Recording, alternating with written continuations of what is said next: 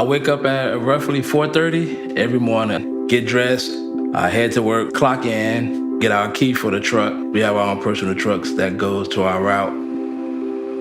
My dad was a sanitation worker that drove the trucks, and never thought in 100 years that I would want to do it, but it presented itself, and it was like second nature to me, like this is where I belong. And I've been there 21 years now. A lot of people really don't understand our work, the hard work we do.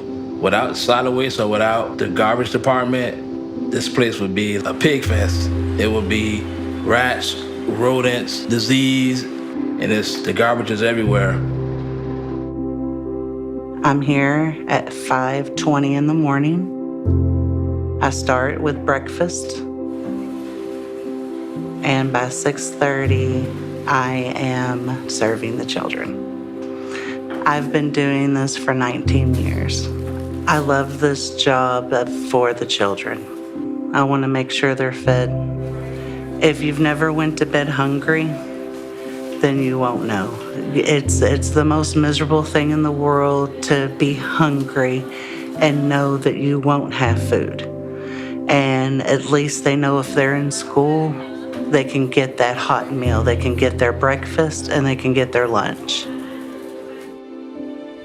Every single day, I make a difference in somebody's life. There's about 2,000 plus calls that are serviced every day in our call center, over 1 million in our call center per year. You could have somebody calling you, and they'll call you on their worst day, and they're extremely distraught, screaming, whatnot, and you have to remain calm and just power through to get that person help. And it's important to me to do my part in my community to make it a safer place for my family, specifically my children and my grandson. Favorite part of my job is helping people, being able to provide the best patient care that I possibly can, giving them that little bit of hope. It's the best. I saw my grandfather in the military. I thought it was cool to go into the military, so that's what I did. So I spent 6 years active duty Army. I was injured overseas during my second tour to Afghanistan, and I was medically retired out.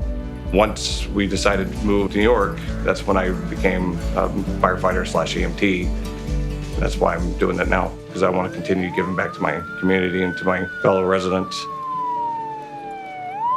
My nickname is actually Drill Instructor Mom. If you're not where you're supposed to be, I want to know why. I want to know why right now. Use your words. Take the vulgarness out of that sentence and say it all over again. Do you need a timeout? You need a moment to regroup? That's me. Instead of being a mother of 2 or 5, I'm a mother of 1,200 now, because for that 12 hours, they are my responsibility. We actually have a long line of public service in my family. My sister is a retired police officer. My son is a police officer. My husband and I actually met at Rayburn Correctional Institute, and his son was already currently employed there. I am a Child Protective Services supervisor, and each day I ensure the safety of children in Washington State. If children don't have stability, if they don't have safety, those are going to be the people that we complain about when they're adults. Those are going to be the people who are stuck in that cycle of incarceration. Those are going to be the people that we complain about being homeless and, using substances and mental illness that's gone untreated. It's a cycle, and unless we have people willing to step up and break that cycle, then it's just going to continue. I love being part of a union, and I love what that means for myself and my family, for the people that I work with, and for the families that we serve.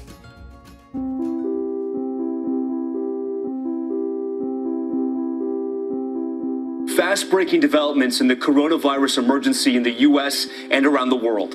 The number of cases soaring just today.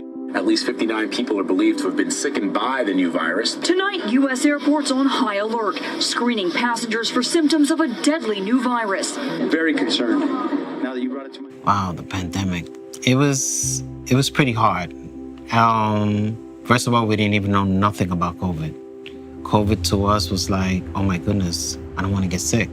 And at first we were saying, get away from me. Don't touch me. We didn't know nothing. When the pandemic first hit and we didn't have any knowledge of it, we see it on the news and it's like, what do we do? And you get out on the route and it's like 0 cars. It's like, is the world coming to an end? Are we gonna get past this? It was just so much, and that was the scary part. It's like a ghost town. It was like a ghost town out there. And now you're thinking, oh, can we inhale it picking up the cans? Can we inhale it and get it at the dump site? And it's like, do I take a leave of absence? Do I run from this? Do I continue? You know, you have a family, you have friends. We don't know what this is. It was terrifying. Just honestly, every day to go out there, it was terrifying. You had officers that were not able to come to work, that were too scared to come to work, or just fearful. There was definitely fear of me bringing it home to my family. So that's why I was trying to take precautions of taking a shower at work, taking my uniform off, putting it in a plastic trash bag. I would take everything off at the door, spray down with the water hose like we didn't know what was what, and go straight to the tub. I had a bucket outside that I would put my uniforms in and just wash it out there, let it sit out there. I wouldn't bring the things in the house. How do we keep ourselves and the families that we're serving safe? We go into a lot of different environments. We go into institutions. We go into homeless encampments. We go into people's homes, and we would probably be coming in contact with it. My fear was I was going to get it. Of course, everybody's fear is I'm afraid I'm going to get it. And then how are we going to feed the children? Then I got it. I had 3 weeks worth of every symptom there was that I had to do with COVID. I had it. I called my children and I told them what I want to be done. I get sentimental about it because it was like that. Yeah, I said I can't breathe. My mom was trying to get me to go to Elmer's Hospital. And I was telling them, no. Elmer's Hospital was the ground zero of all the COVID in Queens. It was so bad, they didn't have nowhere to put the bodies.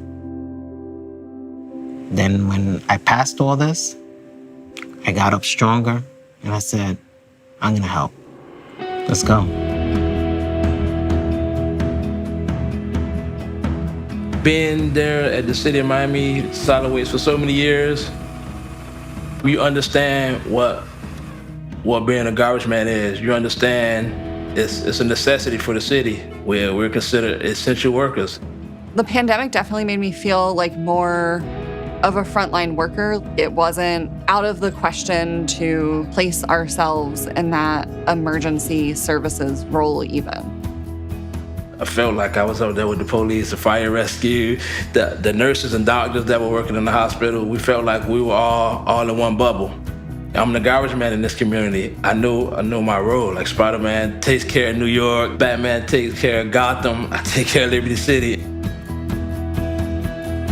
I know my community needed me to step up, and they've needed me to step up for the last 22 years. So this was anything different for us. The men and women that I work with, we just got better. That's the best way I can say it.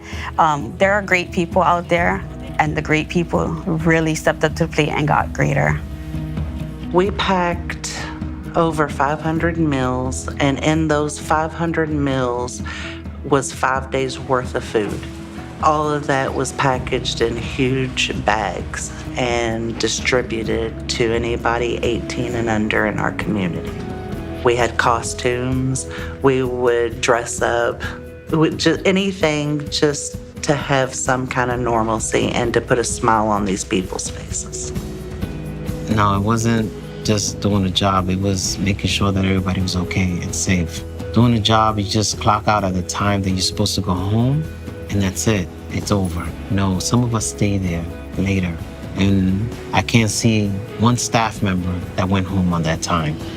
A lot of us stayed till relief came. What amazed me most when the pandemic actually hit was the camaraderie that actually took place between the officers and the offenders themselves. Because now, whether we like each other or not, we're in this together. supplies. Everybody was saying no supplies. But you know what? I want to tell you something. As members, we stuck together like a family. They brought their own N95s just to do patient care. They didn't have to. The first time that we just had boxes of N95 masks everywhere was like Christmas.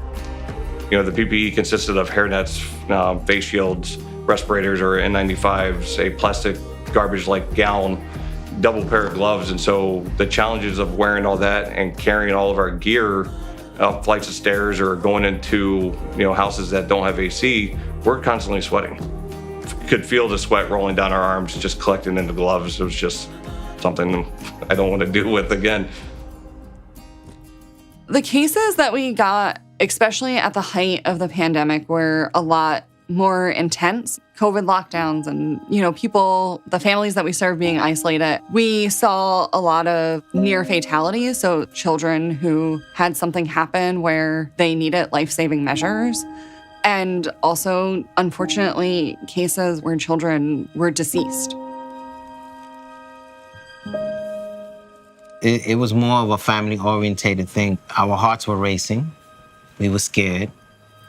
We didn't know if we were going to get home because the truth was the staff was getting sick and we were running on short of staff. Nobody cared about who was what, when, where.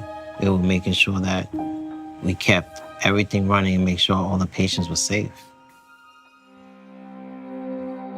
Without the union help in this pandemic, we probably would not have had the PPEs. We would not have had the masks. We've had a seat at the table the whole time. We've had a say in our employment and what happens to us this whole time. Just because we have a union, management had to come together and ask us, not just them tell us. When we show them that it doesn't have to be this way, that this can work this way, and the product that comes out of that when you do it this way is much better for both sides of the fence. It's like a light bulb goes off. You can basically get anything done when you come together and do things the right way. That's armor. That's like body armor. Just know you have somebody in your corner. If things go left, you have somebody that's gonna fight for you in your corner and that has your best interest in mind. If anything was good about the pandemic was, people were able to advocate for themselves. People felt like they had a voice. People felt like they were making a difference and that they had hope in the jobs that they were doing.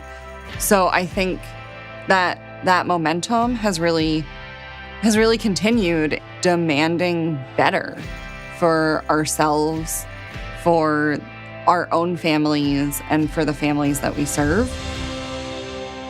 I would say the new normal at work is we're just absorbing all the calls for service that people have. There have been a lot of things that have happened to people in the community, and these are lasting effects.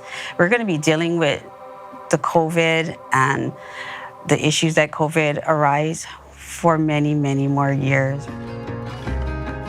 A hero to me is somebody who rises to the challenges that they have and tries to do the most good in difficult situations. I'm not a hero. I'm Matt Miller. I am a paramedic. I'm just a normal human being that was put into an extraordinary position, just like everybody else. Before everybody thought heroes were the people that did massive and grand gesture things and stuff. No, the true heroes are the ones that are out there every day. All the jokes about the lunch ladies and sloppy joes and all that, we turned into something that was needed. And we were essential. We were heroes without capes. Going through this, I'm Superman now. Dealing with that was probably one of the toughest things, the scariest 2 years of my life. And I think I got through that, I can get through anything. Pandemic, no pandemic, just every day I'm gonna go out and I'm gonna do my job to the best of my abilities and to the best of my knowledge. That's my number one priority, to keep my community clean. public service workers, we are the heart of this country. We went through COVID. We didn't have a playbook. We made sure we did everything we can for each and everybody of this country. No matter what position you held, you was important. And we as public workers of AFSCME, we are proud to be in this union.